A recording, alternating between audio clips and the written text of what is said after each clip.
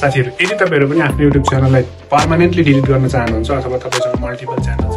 कुनै एउटा च्यानललाई चाहिँ तपाईहरु टोटल्ली रूपमा डिलिट गर्न चाहनुहुन्छ भने यो भिडियो तल आएर म तपाईलाई एकदमै सजिलो तरिकाले हामीले आफ्नो YouTube च्यानललाई कसरी डिलिट गर्न सकिन्छ पर्मानेन्टली हटाउन सकिन्छ त्यो सम्बन्धी डिटेलमा जानकारी गराउँदै छु यदि यो सम्बन्धी बुझ्न चाहनुहुन्छ भने भिडियोलाई अन्तिमसम्म हेर्नु होला र नयाँ हुनुहुन्छ पहिलोपटक भिडियो हेर्नुहुन्छ भने च्यानललाई सब्स्क्राइब गरेर च्यानलमा जोडिनु होला सो त्यसको लागि तपाईहरुले कसरी गर्न सक्नुहुन्छ म मेरो मोबाइलको स्क्रिन शेयर गरेर तपाईहरुलाई देखाउँदै छु भिडियोलाई अन्तिमसम्म हेर्नु तपाईहरु पनि आफ्नो YouTube च्यानललाई डिलिट गर्न चाहनुहुन्छ भने डाइरेक्ट YouTubeबाट तपाईले डिलिट गर्न सक्नुहुन्न त्यसको लागि तपाईले आफ्नो मोबाइलमा Gmail ओपन गर्नु होला अथवा इमेल ओपन गर्नु होला र तपाईको YouTube च्यानल जुन इमेलबाट बनेको छ त्यो इमेललाई लगइन गरेर प्रोफाइलमा ट्याप गर्नु होला प्रोफाइलमा ट्याप गरिसकेपछि म्यानेज योर गुगल अकाउन्ट भन्ने अप्सनमा ट्याप गर्नु होला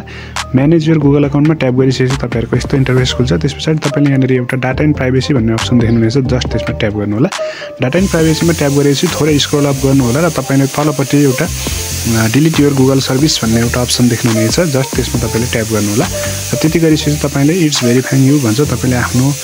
लक स्क्रिन के राख्नु भएको छ त्यो राखेर तपाईले चाहिँ आफ्नो भेरिफाई गर्नुपर्ने हुन्छ जस्ट मैले भेरिफाई गरिसकेको छु र भेरिफाई गरिसकेपछि तपाईको यस्तो इन्टरफेस देखाउँछ यहाँनेर तपाईले चाहिँ YouTube को साइन देखिरहनु भएको छ हैन तपाईले जस्ट यो डिलिट को अप्सनमा यो अप्सनमा तपाईले ट्याप गर्नु होला र डिलिटमा ट्याप गरिसकेपछि तपाईको यस्तो इन्टरफेस देखाउँछ I want to hide my channel अथवा I want to permanently delete my channel भनेको छ यदि डिलिट गर्ने हो भने पर्मानेन्टली डिलिट माई च्यानलमा तपाईले ओके गर्नु होला र दुईटैमा टिक लगाउनु होला त्यसपछि तपाईले यहाँनेर डिलिट माई कन्टेन्ट भन्ने एउटा अप्सन देख्नुहुनेछ यसमा तपाईले ट्याप गर्नु होला र तपाईले आफ्नो इमेल के राख्नु भएको छ इमेल राख्नु होला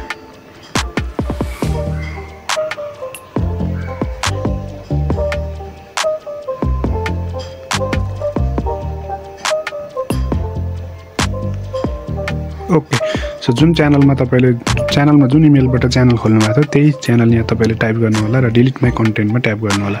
यति गरेपछि तपाईको चाहिँ your content is being deleted भनेको छ your content is process of being permanently deleted सबै कुराहरु भइसकेछ यसरी चाहिँ तपाईहरुले आफ्नो YouTube च्यानललाई पर्मानेन्टली डिलिट गर्न सक्नुहुनेछ भिडियोमा सो देखिसक्नु भएको छ सो यसरी चाहिँ तपाईहरुले सजिलैसँग